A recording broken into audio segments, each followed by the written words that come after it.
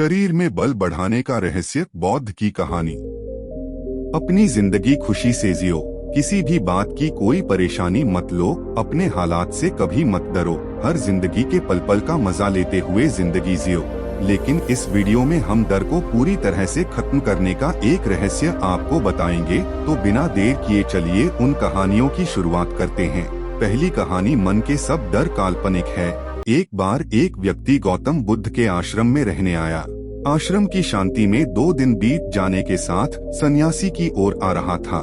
जब वे उपदेश स्थल के बाद वह बुद्ध के पास जाता है और कहता है, बुद्ध, मेरे मन में कुछ प्रश्न उठ रहे हैं, मैं उनका उत्तर जानने के लिए यहाँ आया हूँ। बुद्ध ने कहा, पूछो, आपका प्रश्न क्या है? उस आदमी ने कहा, बुद्ध, मैं अपने जीवन से बिल्कुल भी खुश नहीं हूँ। दुखों और परेशानियों के पहाड़ ने मेरे जीवन को नर्क बना दिया है। मेरे जीवन में कुछ भी ठीक नहीं चल रहा है। मैं जानना चाहता हूँ कि मेरे साथ यह सब क्यों हो रहा है?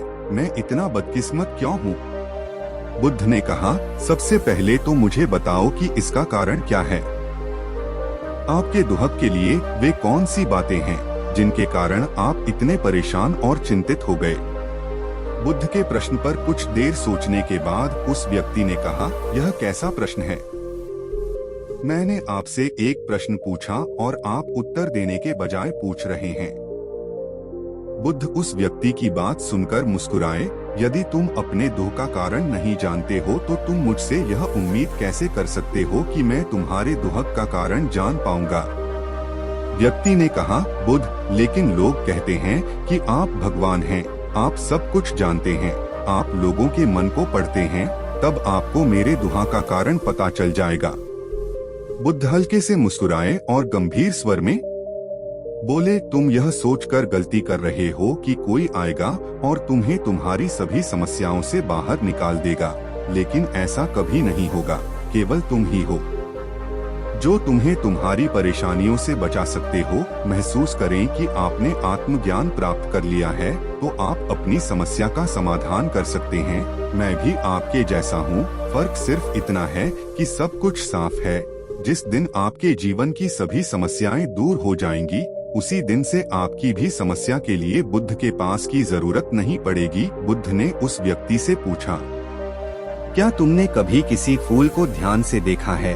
यह सुनकर वह व्यक्ति आश्चर्यचकित हो गया और बोला, बुद्ध, फूल तो एक साधारण सी चीज है, इसे तो सभी ने देखा है। बुद्ध ने कहा, फूल एक कली है, सुबह अंधेरा होता है, दिन के उजाले में फूल बन जाता है, शाम को मुरझा जाता है।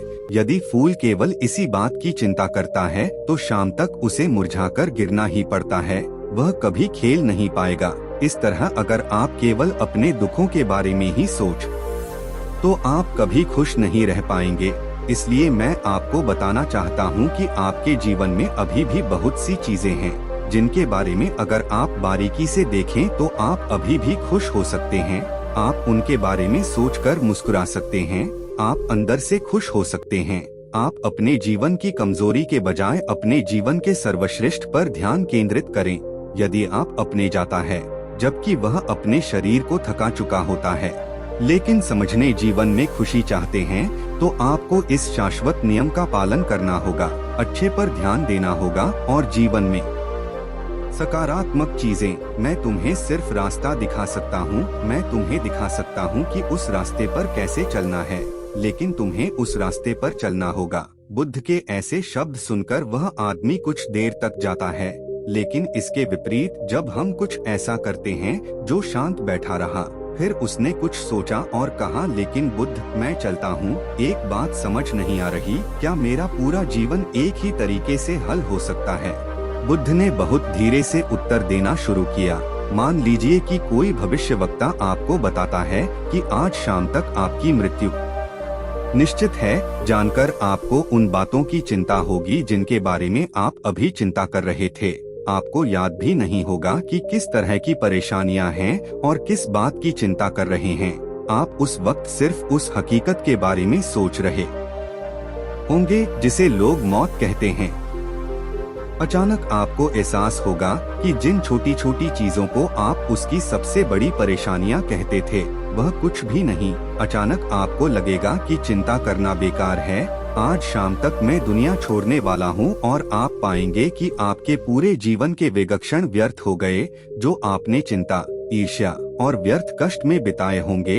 लोग बोलते तो हैं, लेकिन अंदर से कभी स्वीकार नहीं करते कि एक दिन उन्हें भी इस दुनिया से जाना है। उनकी इच्छाएं इतनी प्रबल होती हैं कि वे खुद को अमर मानते हैं। सुख और दोहक दोनों ही स्थायी नहीं है। यह हमारे कार्यों और विचारों से निर्मित होते हैं। वह आदमी जो बुद्ध की बातें सुन रहा था टोकते हुए बोला, तो आपके कहने का मतलब यह है कि मैं हमेशा सोचता हूँ कि मैं मरने वाला हूँ। क्या यह सोच मेरी सभी समस्याओं का समाधान कर देगी? नहीं, ऐसा कभी मत सोचिए। आपको बस यह स्वीकार करना होगा कि दुनिया में मेरी उपस्थिति अनिश्चित है। मैं जब तक यहाँ हूँ एक खुशहाल जीवन जीऊंगा। आपके जीवन में जो भी अच्छी चीजें हो रही हैं, उनके साथ जिए। वह तुम्हें आंतरिक खुशी और शांति देगी। अपना दिमाग ठीक करो और धीरे धीरे तुम्हारे जीवन की सभी समस्याएं समाप्त हो जाएंगी। व्यक्ति के जीवन के अधिकतर दोहक उसकी इच्छा से ही उत्पन्न होते हैं। इसलिए आप अपने मन पर नियंत्रण रखें। यदि आप अपने मन का इलाज एक बच्चे के मन की तरह कर सकते हैं, तो आपको आंतरिक शांति महसूस होगी। उस व्यक्ति जाता है तो उसका मन अंदर ही अंदर सड़ने लगता है। ईर्ष्या ने कहा कि आपने मन को नियंत्रित करने की बात कही। आप चंचल मन को कैसे नियंत्रित कर सकते हैं? बुद्ध ने कहा कि सबसे पहले तुम्हें सुख और दुख के बीच अंतर समझना होगा। आपको सबसे पहले यह जानना होगा कि आपके लिए खंदूशी और दुहक का क्या मतलब है। इसके बाद अभ्यास के द्वारा अपने मन को इस प्रकार तैयार करना है कि आप ना तो खुशी के मौके पर ज्यादा खुश हो और ना ही दुखी होने पर ज्यादा दुखी हो। आपको खुद को पूरी तरह से मध्य में रखने का प्रयास करना होगा, जिसे मैं मध्यम मार्ग कहता हूँ। यदि आप अपने जीवन में गहराई से उतरेंगे और यह पता लगाने का प्रयास करेंगे कि क्या चीज आपको खुश करती है और क्यों, तो अंत में आपको केवल एक ही उत्तर मिलेगा कि आप सभी दुखों का कारण हैं। आपकी इच्छा, आसक्ति, इच्छा, यह सब आपके मन द्वारा निर्मित है। इसलिए यदि आप अपने मन पर नियंत्रण कर लेंगे तो आपके सभी दुख समाप्त हो जाएंगे। गौतम बुद्ध ने उस व्यक्ति से कहा कि यदि आप एक और छोटा सा काम करेंगे तो आप देखेंगे कि आपके जीवन के सभी दुख हमेशा के लिए समाप्त हो जाएंगे। बुद्ध के मुख से ऐसे वचन सुनकर वह व्यक्ति उत्तेजित हो गया और बोला, मुझे उसके लिए क्या करना होगा? बुद्ध के मुख से ऐसे शब्द कर वह व्यक्ति उत्तेजित हो गया और बोला, मुझे उसके लिए क्या करना होगा? बुद्ध ने कहा कि तुम अगले 2 दिनों तक किसी से बात नहीं करोगे और कागज लेकर आशाराम के एकांत स्थान पर बैठ गए। आपको वहां बैठकर उन दुखों के बारे में सोचना और लिखना है जो आपकी परीक्षा ले रहे हैं, और उनका कारण भी लिखना है। और दूसरे पेज पर आपको थोड़ी सी खुशी लिखनी है और यह भी लिखना है कि आपको यह खुशी क्यों है। जल्दबाजी करने की कोई जरूरत नहीं है। आपके पास बहुत समय है। आप आराम से सोच सकते हैं। जाओ और सोचो और आराम से लिखो। उस आदमी ने बुद्ध को प्रणाम किया और आश्रम के कोने में बैठ गया। 2 दिन बाद वह कुछ लेकर बुद्ध के पास वापस आया। उसके हाथ में कागजात। उसे देखकर बुद्ध ने कहा, सबसे पहले तुम कागज से अपना दुख पढ़कर सुनाओ। व्यक्ति ने सबसे पहले अखबार पढ़ना शुरू किया। मेरे परिवार के सदस्य अमीर हैं, लेकिन मैं गरीब हूँ और काम करता हूँ। मैं अपने काम में अमीर नहीं हूँ और मैं अपने काम में सहज हूँ। मैं अपने काम में अमीर नहीं हूँ और मैं अपने काम में सहज हूँ और मेरी तुलना दूसरों से की जाती है। व्यक्ति ने आगे पढ़ना शुरू किया। दूसरा, मेरे पड़ोस में बहुत से लोगों ने बचत की है, लेकिन मेरे पास बचत के नाम पर कुछ भी नहीं है। इसका पहला कारण यह है कि मैं काम कम जानता हूँ, लेकिन खर्च बहुत करता हूँ। आज मेरे पास बचत के नाम पर कुछ भी नहीं है। मेरी पत्नी काफी समय से बीमार है और उसकी बीमारी का कारण मैं ही। मेरी लापरवाही के कारण मैं उसे कभी किसी डॉक्टर के पास नहीं ले गया। मैंने इसे भाग्य पर छोड़ दिया। शायद यह मेरी अपमानजनक इच्छा थी कि अगर मैं बीमारी से मर जाऊं तो मैं एक खूबसूरत महिला से शादी करूंगा। चौथा, मैं मन में फ्री पैसे पाने के बारे में सोचता रहता हूँ, परंतु योजना पूरी नहीं होती। मैं दुहक के सागर में डूब जाता हूँ, फिर यह दुख मुझसे सहन नहीं होता और इसका कारण मैं ही हूँ से जीता हूँ। लेकिन ऐसा करने में सक्षम नहीं होने पर देखता रहता हूँ। बुद्धि, ये मेरे जीवन के सबसे बड़े दुख हैं और गहराई से सोचने के बाद मैंने पाया कि कई उनमें से मेरे कार्यों और मेरे विचारों के कारण हुआ। यह सुनने के बाद आपने मुझे खुशी का पेपर पढ़कर सुनाया। पिछले 2 दिनों में मैंने कुछ भी महसूस किया वैसा मैंने अपने जीवन में कहीं भी अनुभव नहीं किया। पिछले 2 दिनों में मुझे एहसास हुआ कि वास्तविक शांति और आनंद कितना महान है और मैं इसका अनुभव करके बहुत खुश हूँ। मेरी खुशी के कारणों की सूची बहुत लंबी है। इसे पढ़ने और समझने में बहुत समय लगेगा। उस व्यक्ति के मुंह से ऐसी बातें सुनकर वह व्यक्ति मुस्कुराया और बोला, सिर्फ आपके लिए ही नहीं बल्कि हम सभी के लिए कारण एक ही है। वह व्यक्ति अपना बहुत सारा समय बर्बाद करता है। आप दुख का कारण ढूंढने में लगे हैं। हमारा जीवन भी एक तरह से सुख, शांति और आनंद की तिजोरी है। बुद्ध ने उस व्यक्ति से कहा कि खुशी के सभी कारणों को साझा करने की जरूरत नहीं है, तुम उनमें से कुछ का पाठ कर सकते हो। वह व्यक्ति बड़ी मुस्कुराहट के साथ पढ़ने लगा। पहली खुशी, क्योंकि मैं जीवित हूँ और दुनिया में रह रहा हूँ और मैं स्वस्थ हूँ। मेरे माता पिता, एक पत्नी और 2 बच्चे हैं। ऐसे ही मेरे पिता के पास कई अनमोल खजाने हैं, जैसे मेरे माता पिता का प्यार, मेरी पत्नी का प्यार, मेरे बच्चों का प्यार और एक पिता की खूब कि मैं खड़ी मेहनत कर सकता हूँ, मैं कोई भी काम कर सकता हूँ। आपकी आयु में कोई बाधा नहीं आ सकती और आप अपने परिवार की सभी जरूरतों को पूरा कर सकते हैं। मुझे खुशी है कि मैं एक खुशहाल परिवार बना सकता हूँ। मैं अपनी तुलना अपने भाइयों, अपने पड़ोसियों से करता हूँ और आपने कृपा करके मुझे मानवता वाला इंसान बनाया है। सभी बुरी आदतों को छोड़कर आप सुखी और खुशहाल जीवन जी सकते हैं और मेरे लिए सबसे बड़ी खुशी और सौभाग्य की बात यह है कि मुझे एक जगह मिल जाए। और जब तक मैं इस दुनिया में हूँ, हमारी इच्छा और आसक्ति ही सभी दुखों का कारण है। मैं खुद को जानने की पूरी कोशिश करूँगा और मैंने कभी नहीं किया। जीवित रहे। अब आप अपने परिवार के पास रह सकते हैं। यह जीवन सबके साथ है। आपके पके जीवन में कोई भी परेशानी आपको घेरने की कोशिश कर सकती है। जीवन अपने आप से कहने के लिए बहुत छोटा है और इस जीवन में आप चिंताओं और दुखों को खुद पर हावी नहीं होने देंगे। शांति से बैठकर उस दुख का कारण जानने का प्रयास करें और यदि मिल जाए तो उसे नष्ट कर दें। इस तरह आप मानसिक शांति और कभी न खत्म होने वाली खुशी पा सकते हैं। दोस्तों, आशा करता हूँ कि आपको इस कहानी से बहुत कुछ सीखने को मिला होगा। तो दर्शकों, अब चलिए हमारे दूसरे कहानी की शुरुआत करते हैं। दूसरी कहानी, चिंता में खुद को बर्बाद मत करो। यह उन दिनों की बात है जब एक सन्यासी सेब के बाग में अपना समय व्यतीत कर रहे थे। उस समय तक सन्यासी की प्रसिद्धि दूर दूर तक फैल चुकी थी। लोग अपनी चिंताओं और समस्याओं का समाधान खोजने के लिए दूर दूर से सन्यासी के पास आते थे। ऐसे ही एक दिन जब सन्यासी सेब के जंगल में लोगों को उपदेश दे रहे थे, तो एक आदमी अपने 24 से 25 साल के बेटे के पास पहुँचे। तो सन्यासी ने उनकी ओर देखा और इशारा किया के पास बैठने के लिए। जब उपदेश समाप्त हो गया और सभी लोग चले गए, तब सन्यासी ने उस व्यक्ति को अपने पास बुलाया और बैठने को कहा। चारों ओर हरियाली थी, मौसम सुहाना था, तरह तरह के पक्षियों की आवाजें गूंज रही थी।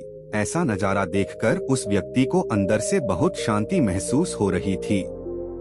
इसके बाद सन्यासी ने उस व्यक्ति से आने का कारण पूछा। इस पर वह व्यक्ति बोला, हे महात्मा, मैं अपने बेटे को आपसे मिलवाने के लिए 2 दिन की लंबी यात्रा कर आया हूँ। यह मेरा इकलौता बेटा है और वह वक्त थका रहता है। ऐसा लगता है कि इसमें जान ही नहीं है। इसका स्वभाव भी काफी चिड़चिड़ा हो गया है। अगर हम इसे कुछ भी कहें तो यह हमारी छोटी छोटी बातों पर गुस्सा हो जात। इसकी देखने की क्षमता भी उम्र से पहले ही कमजोर हो गई है और उसके बाल भी सफेद हो रहे हैं। इतनी कम उम्र में बूढ़ा दिखने लगा है। मैं समझ नहीं पा रहा हूँ कि उसके साथ क्या हो रहा है। हे सन्यासी, मुझे अपने बेटे की बहुत चिंता हो रही है। मैं अपने बेटे को डॉक्टर के पास ले गया तो उन्होंने कुछ दवा दी और कहा, बेटा कम तनाव लो। वह अपने दिमाग पर बहुत अधिक तनाव लेता है, इसीलिए उसकी यह हालत है। लेकिन उनके बहुत समझाने के बाद भी मुझे तनाव का मतलब समझ नहीं आया। मुझे नहीं पता कि तनाव क्या है। इसका कारण क्या है और इसे कैसे दूर किया जाए मेरे बेटे के मन की। लेकिन सबसे पहले मुझे यह समझना होगा कि तनाव क्या है, इसलिए मैं आपके पास आया हूँ। सन्यासी, कृपया मेरी समस्या का समाधान करें। यह सुनकर सन्यासी ने उनके बेटे को बहुत ध्यान से देखा, उसके चेहरे को देखा, उसकी आंखों को देखा, फिर उसके हाथों की नाड़ी भी जांची। यह सब अनुष्ठान करने के बाद सन्यासी ने उस व्यक्ति से कहा कि तनाव कोई भी नहीं लेना चाहता, लेकिन फिर भी यह तनाव व्यक्ति के दिमाग को दीमक की तरह जकड़ लेता है और व्यक्ति को पता भी नहीं चलता कि वह तनाव में है। लेकिन अगर व्यक्ति तनाव के कारणों को अच्छे से समझ ले और तनाव के बारे में एक पैमाना बना ले जिससे उसे पता चल सके कि वह कितना तनावग्रस्त है, तो वह इस समस्या का समाधान भी ढूंढ सकता है। सबसे पहले यह समझ ले कि तनाव क्या है। जब भी कोई व्यक्ति काम कर रहा हो लेकिन उसका मन कल्पनाओं में भटक रहा होता है, इसलिए उसके शरीर और दिमाग के बीच एक दूरी बन जाती है। यह दूरी जितनी अधिक होती है, व्यक्ति उतनी ही देर तक बेहोशी की स्थिति में रहता है और शरीर और मन के बीच के इस तनाव को ही तनाव कहा जाता है। आखिर पसंदीदा खेलने के बाद इंसान ऊर्जा और खुशी से क्यों भर वाली बात यह है कि खेलते समय दिमाग और शरीर पूरी तरह से एक साथ खेल में केंद्रित होते हैं, जिससे शरीर और मन के बीच दूरी नहीं रहती और तनाव नहीं आता। और मन में कोई तनाव हो तो दूर हो हमें पसंद नहीं है, तो हमारा शरीर वह काम तो कर रहा है लेकिन हमारा मन कहीं दूर कल्पनाओं में भटक रहा है, जिससे शरीर और दिमाग के बीच दूरी पैदा हो जाती है और तनाव पैदा हो जाता है। इसलिए ऐसा करना चाहिए, एक समय में केवल एक ही काम करना चाहिए और अपने शरीर और दिमाग की सारी शक्ति उसी एक काम में लगानी चाहिए ताकि व्यक्ति के अंदर तनाव पैदा ना हो। सबसे प्रमुख कारणों में से पहला है अति महत्वाकांक्षी होना। महत्वाकांक्षी होना अच्छी बात है, लेकिन क्या आपने कभी गौर किया है कि उस आदमी का एक लक्ष्य कभी पूरा नहीं होता? उसका एक लक्ष्य पूरा नहीं होता कि वह दूसरे की ओर भागने लगता है। अगर दूसरा पूरा हो जाता है तो फिर तीसरे को, और इस प्रकार वह गोल गोल घूमता रहता है अपने जीवन में अपने लक्ष्य को प्राप्त करने के लिए। इसीलिए जो व्यक्ति अधिक महत्वाकांक्षी होता है, जो बड़े लक्ष्य निर्धारित करता है, कभी भी वर्तमान में नहीं रह सकता। उसका दिमाग हमेशा भविष्य की योजना बनाने में व्यस्त रहता है। उसका शरीर वर्तमान में रहता है लेकिन उसका दिमाग भविष्य में रहता है, जिससे इंसान के शरीर के बीच दूरियां पैदा हो जाती हैं और वह तनावपूर्ण जीवन जीने लगता है।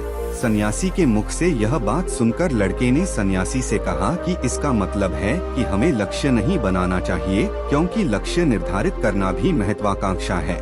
इसी बहाने सन्यासी ने कहा कि जीवन में लक्ष्य रखना कोई गलत बात नहीं है, लेकिन समस्या तब उत्पन्न होती है जब हम अपना सारा ध्यान उस लक्ष्य को प्राप्त करने के परिणाम पर केंद्रित कर देते हैं।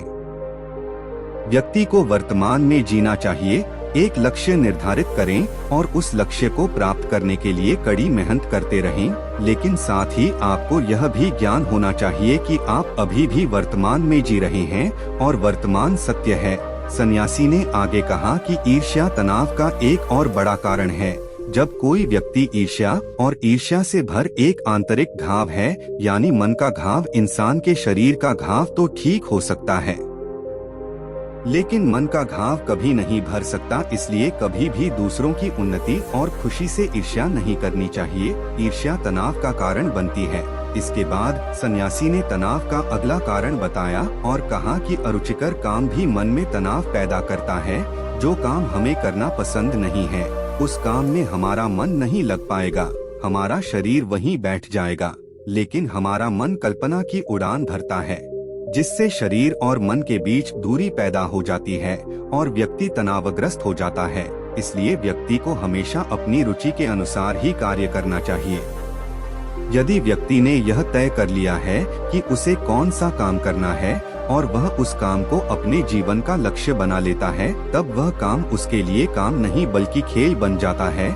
लेकिन दोस्तों, अपने जुनून को फॉलो करो, यह कहना कितना आसान है, अपना सच्चा जुनून ढूंढना कितना मुश्किल है, क्योंकि आजकल ज्यादातर युवा सेलिब्रिटीज और सोशल मीडिया से प्रभावित हैं। वे किसी भी काम को अपना जुनून मानते हैं और फिर कुछ दिनों तक कोशिश करने के बाद उसे बीच में ही छोड़ देते हैं, क्योंकि यह उनका जुनून नहीं था। और इस तरह वे अपना कीमती समय और ऊर्जा बर्बाद करते हैं। तनाव का चौथा कारण है दूसरों से अपेक्षा करना। सन्यासी ने उस व्यक्ति की ओर इशारा करते हुए कहा, एक पिता के रूप में तुम्हें अपने बेटे से बहुत सारी उम्मीदें होंगी कि आपका बेटा बहुत सफल इंसान बने, आपका नाम रोशन करें और जैसा जीवन चाहे वैसा जिए, आपकी हर बात माने। लेकिन क्या आज तक किसी की भी उम्मीदें पूरी हुई हैं? जब भी कोई व्यक्ति दूसरे से कुछ अपेक्षा करने लगता है तो वह अनजाने में तनाव पैदा करना शुरू कर देता है। खुद के लिए जरा सोचिए, अगर आपका बेटा आपके मुताबिक काम नहीं कर रहा है और वह वैसा नहीं बन रहा है जैसा आप उसे बनाना चाहते हैं, तो निश्चित तौर पर तनाव आपके दिमाग पर हावी हो जाएगा। आप तनावपूर्ण जीवन जीने लगेंगे और इस तनाव में आप इस तरह व्यवहार और बातचीत करेंगे कि आपके अपने बेटे के साथ संबंध बद से बदतर होते चले जाएंगे। इसलिए व्यक्ति को दूसरों से अपनी क्षमता से कम उम्मीदें रखनी चाहिए और अगर आप पूरी तरह से तनाव मुक्त रहना चाहते हैं तो दूसरों से उम्मीद करना बंद कर दें। इसके बाद सन्यासी ने कहा कि शारीरिक कष्ट भी मनुष्य के तनाव का एक कारण है। जब कोई व्यक्ति किसी शारीरिक दर्द से गुजर रहा होता है तो उसका पूरा ध्यान उस दर्द पर होता है और वह सारा दिन बस अपने दर्द के बारे में ही सोचता रहता है, जिससे उसका मन दुखद विचारों से भर जाता है और ऐसे में व्यक्ति तनावग्रस्त रहने लगता है। यह सब सुनकर वह व्यक्ति बोला कि हे सन्यासी, शारीरिक कष्ट किसी भी व्यक्ति को हो सकता है, तो क्या वह व्यक्ति जीवन भर तनाव में रहेगा? इसका उत्तर देते हुए सन्यासी ने कहा कि मनुष्य को यह समझना चाहिए कि हमारा जीवन दुख का आधार है। जैसे जैसे हमारा जीवन चलता है, बीमारियां वो आती हैं और फिर अंत में मृत्यु आती है। इसलिए बीमारियां मानव जीवन का अभिन्न अंग है, इससे कोई नहीं बच सकता। यह बस किसी के जीवन में समय से पहले आता है और किसी के बाद आता है, लेकिन सबके पास आता है। जब मानव मस्तिष्क इस बात को अच्छी तरह से समझ जाएगा तो तब उसे अपनी बीमारी के बारे में सोचकर ज्यादा तनाव नहीं लेना चाहिए, क्योंकि यह हमारे जीवन का अभिन्न अंग है और इसके लिए शारीरिक व्यायाम का अभ्यास करते रहना चाहिए और स्वस्थ जीवन शैली को भी अपने जीवन में जगह देनी चाहिए, जिससे उनका शरीर लंबे समय तक स्वस्थ रहकर ठीक से काम कर सके। तनाव का अगला कारण है अपनी योजनाओं को समझने के लिए समय न देना। कुछ लोगों के मन में यह विचार घर कर जाता है कि वे बिना सोचे समझे उस पर काम शुरू कर देते हैं और जब उन्हें उस काम में असफलता मिलती है तो वे तनाव से भर जाते हैं, क्योंकि उन्होंने उसका काम को शुरू करने से पहले उस काम के बारे में पूरी जानकारी इकट्ठा नहीं की थी। किसी भी कार्य को शुरू करने से पहले व्यक्ति को उसके अच्छे और बुरे परिणाम के बारे में ठीक से विचार कर लेना चाहिए। व्यक्ति को यह भी अच्छे से सोचना चाहिए कि यदि यह योजना सफल नहीं हुई तो इसके बाद मैं क्या करूँगा। इसलिए व्यक्ति को अपनी योजनाओं को समझने के लिए पूरा समय देना चाहिए, ताकि बाद में वही योजना तनाव पैदा न कर दे। तनाव का सातवां सबसे बड़ा कारण टाल मटोल है, आज का काम कल पर डाल देना। आपने यह कहावत तो सुनी ही होगी कि आलस्य मनुष्य का सबसे बड़ा दुश्मन है। मनुष्य अपने आलस्य के कारण आज के काम को कल पर टाल देता है और फिर टालना उसकी आदत बन जाती है। टालमटोल करने वाले का काम कभी भी समय पर पूरा नहीं होता है और अगर किसी कारण से हो भी जाता है तो उतना अच्छा नहीं होता जितना हो सकता था और फिर यह बात इंसान के अंदर तनाव पैदा करती है। लेकिन आखिरी समय पर टालना या ना करना एक आदत है, इसलिए ना चाहते हुए भी व्यक्ति बार बार इस आदत का शिकार हो जाता है और फिर काम को टालता रहता है और फिर जब काम की समय सीमा नजदीक आ जाती है तो वह उस काम को पूरा करने की कोशिश करता है। इसलिए तनाव मुक्त रहने के लिए व्यक्ति को काम को टालने की आदत को छोड़ना होगा और यह तभी संभव है जब लोग काम को समय से पहले पूरा करने का प्रयास करेंगे। तनाव का आखिरी और सबसे बड़ा कारण है ज्यादा सोचना। लगातार सोचना भी एक बीमारी है और यह उन लोगों में सबसे ज्यादा पाई जाती है जो कल्पनाएं करते हैं, जो अतीत की घटनाओं के बारे में सोचते रहते हैं और जो भविष्य के बारे में बेतहाशा अटकलें लगाते हैं। इसलिए व्यक्ति को ज्यादा सोचने की आदत पर अंकुश लगाना चाहिए। उसे जितना हो सके खुद को काम में व्यस्त रखने की कोशिश करनी चाहिए और प्रतिदिन ध्यान के अभ्यास को अपने जीवन का हिस्सा बनाएं। सन्यासी के मुख से ये सभी बातें सुनकर वह व्यक्ति हाथ जोड़कर बोला, हे सन्यासी, मेरा बेटा अभी सिर्फ 20 साल का है और उसे इतनी समझ भी नहीं है कि वह सभी बातों का पालन कर सके। कृपया तनाव दूर करने का कोई आसान तरीका बताएं ताकि मेरा बेटा भी उसे अपना सके और तनाव मुक्त रह सके। उस व्यक्ति की यह विनती सुनकर सन्यासी ने कुछ सोचते हुए उत्तर दिया, यदि आप इतनी सारी बातों का पालन नहीं कर सकते तो इसके लिए एक बहुत ही आसान तरीका है। आप एक समय में एक ही काम करने पर ध्यान केंद्रित करते हैं। आप उस समय जो कर रहे हैं बस उसी पर ध्यान केंद्रित करें और यदि आपका मन भटकता है तो जैसे ही आपको याद आए अपना ध्यान उस काम पर लौटा दें। तनाव मुक्त रहने का यह सबसे आसान और अच्छा तरीका है। जब आप खाएं तो केवल खाएं, उसके स्वाद का आनंद लें, उसे महसूस करें। जब आप चलें तो अपना ध्यान केवल चलने पर केंद्रित करें। इससे आपका दिमाग और शरीर दोनों एक ही जगह पर केंद्रित रहेंगे। दोनों के बीच कोई दूरी नहीं रहेगी, जो तनाव का मुख्य कारण है। दोस्तों, आज की युवा पीढ़ी एक ही समय में 2 या 3 काम करने की आदी हो गई है, जैसे फोन पर बात करते हुए गाड़ी चलाना, खाना खाते समय टीवी देखना या फोन का इस्तेमाल करना। और फिर उनकी शिकायत रहती है कि मैं तनाव में रहता हूँ, मेरा मन बेचैन रहता है, मैं चिड़चिड़ा हो गया हूँ। जब कोई व्यक्ति एक समय में 3 काम करता है तो यह स्वाभाविक है तनाव उत्पन्न होना, क्योंकि दिमाग एक समय में एक ही काम पूरे ध्यान से कर सकता है, कभी भी एक ही समय में 2 चीजों पर पूरा ध्यान केंद्रित नहीं कर पाता। इसलिए जहाँ तक हो सके एक समय में एक ही काम को पूरे ध्यान से करने की कोशिश करें। दोस्तों, मुझे उम्मीद है कि आपको इस कहानी से बहुत कुछ सीखने को मिला होगा। तो दर्शकों, अब चलिए हमारे तीसरी कहानी की शुरुआत करते हैं। तीसरी कहानी, दोस्तों, एक बार की बात है। राजा चंद्रसेन के राज्य में एक कंजूस सेठ रहता था। उसके पास धन की कोई कमी ना थी, पर एक पैसा भी जेब से निकालते समय उसकी नानी मर जाती थी। एक बार उसके कुछ मित्रों ने हंसी हंसी में एक कलाकार से अपना चित्र बनवाने के लिए उसे राजी कर लिया। उसके सामने वह मान तो गया, पर जब चित्रकार उसका चित्र बनाकर लाया तो सेठ की हिम्मत न पड़ी कि चित्र के मूल्य के रूप में चित्रकार को 100 स्वर्ण मुद्राएं दे दें। वह सेठ भी एक तरह का कलाकार ही था। चित्रकार को आया देखकर सेठ अंदर गया और कुछ ही क्षणों में अपना चेहरा बदलकर बाहर आया। उसने चित्रकार से कहा, तुम्हारा चित्र जरा भी ठीक नहीं बन पड़ा, तुम ही बताओ क्या यह चेहरा मेरे चेहरे से जरा भी मिलता है? चित्रकार ने देखा, सचमुच चित्र सेठ के चेहरे से जरा भी नहीं मिलता था। तभी सेठ बोला, जब तुम ऐसा चित्र बनाकर लाओगे जो ठीक मेरी शक्ल से मिलेगा, तभी मैं उसे खरीदूंगा। दूसरे दिन चित्रकार एक और चित्र बनाकर लाया जो हुबहू सेठ के उस चेहरे से मिलता था जो सेठ ने पहले दिन बना रखा था। इस बार फिर सेठ ने अपना चेहरा बदल लिया और चित्रकार के चित्र में कमी निकालने लगा। चित्रकार बड़ा लज्जित हुआ। उसकी समझ में नहीं आ रहा था कि इस तरह की गलती उसके चित्र में क्यों होती है। अगले दिन वह फिर एक नया चित्र बनाकर ले गया, पर उसके साथ फिर वही हुआ। अब तक उसकी समझ में सेठ की चाल आ चुकी थी। वह जानता था कि यह मक्खी चूस सेठ असल में पैसे नहीं देना चाहता, पर चित्रकार अपनी कई दिनों की मेहनत भी बेकार नहीं जाने देना चाहता था। बहुत सोच विचार कर चित्रकार माधव के पास पहुंचा और अपनी समस्या उनसे कह सुनाई। कुछ समय सोचने के बाद माधव ने कहा, कल तुम उसके पास एक शीशा लेकर जाओ और कहो कि आपकी बिल्कुल असली तस्वीर लेकर आया हूँ, अच्छी तरह मिलाकर देख लीजिए, कहीं कोई अंतर आपको नहीं मिलेगा, बस फिर अपना काम हुआ ही समझो। अगले दिन चित्रकार ने ऐसा ही किया। वह शीशा लेकर सेठ के यहाँ पहुँचा और उसके सामने रख दिया। लीजिए सेठ जी, आपका बिल्कुल सही चित्र, गलती की इसमें जरा भी गुंजाइश नहीं है।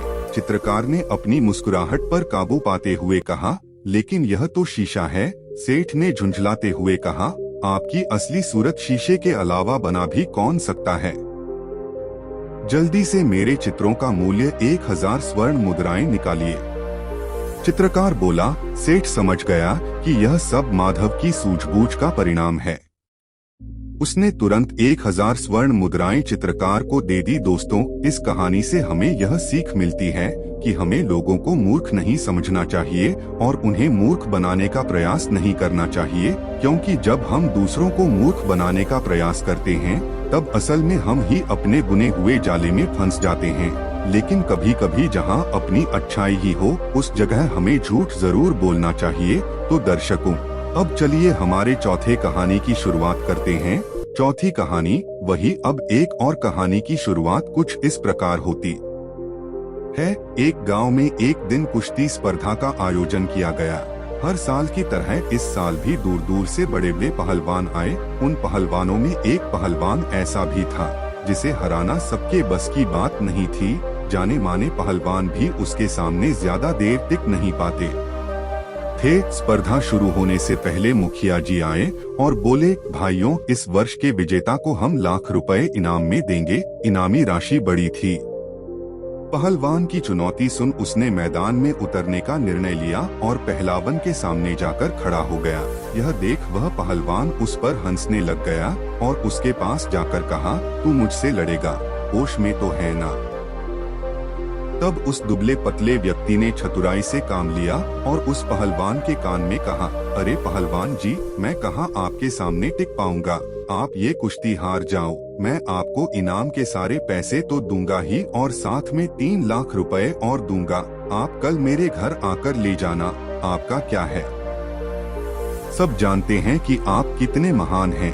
एक बार हारने से आपकी ख्याति कम थोड़ी ही हो जाएगी। कुश्ती शुरू होती है। पहलवान कुछ देर लड़ने का नाटक है और फिर हार जाता है।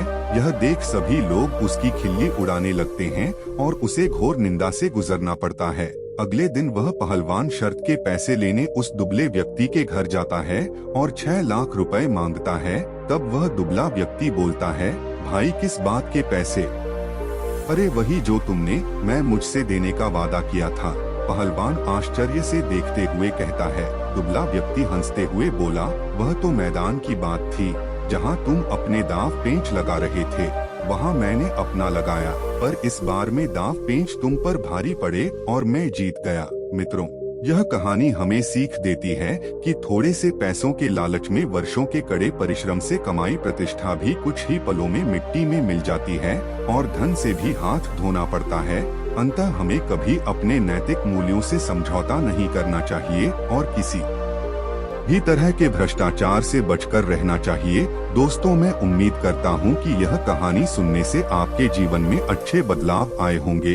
आपको इस वीडियो से क्या सीखने मिला ये कमेंट करके जरूर बताइए और अपने दोस्तों या आपके करीबी इंसान के साथ यह कहानी शेयर करके उन्हें भी इस ज्ञान से परिचित करवाएं। आपका हर दिन शुभ हो और खुशियों से आपका जीवन भरा रहे। धन्यवाद। नमो बुद्धाय।